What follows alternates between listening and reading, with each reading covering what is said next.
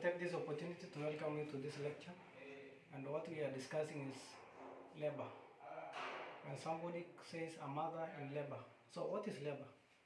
Labor is actually the expulsion of the fetus from the uterus beyond 28 weeks of gestation, as simple as that.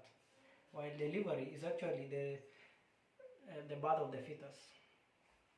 We need now to go and discuss stages of labor. You know, labor, as any other process, has stages. So there is stage 1, stage 2, stage 3, and stage 4. Stage 1, what does it involve? When we talk of stage 1, it's actually from the onset of contractions or onset of labor to full dilatation of the cervix, which is 10 centimeters dilatation. That one we call the first stage. The second stage of labor is from the full dilatation to the birth of the baby. Usually takes about 3 hours.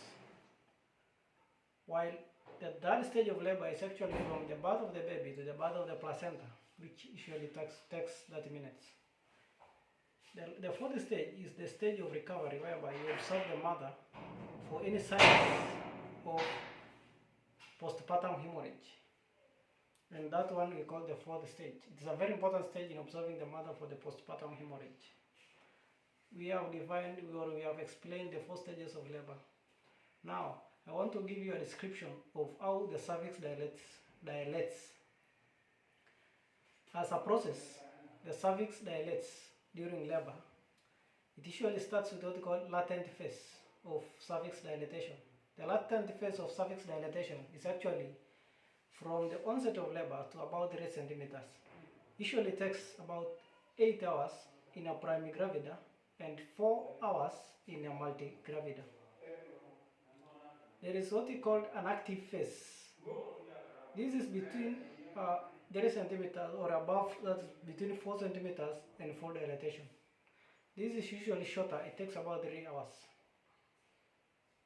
And we call it active because it dilates faster at a rate of 1.2 centimeters in 1.2 centimeters per hour in primigravidas, while 1.5 centimeters per hour in multigravidas.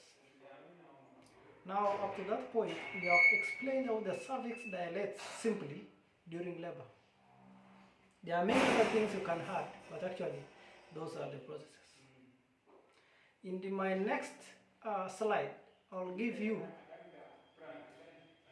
about mechanisms of labor.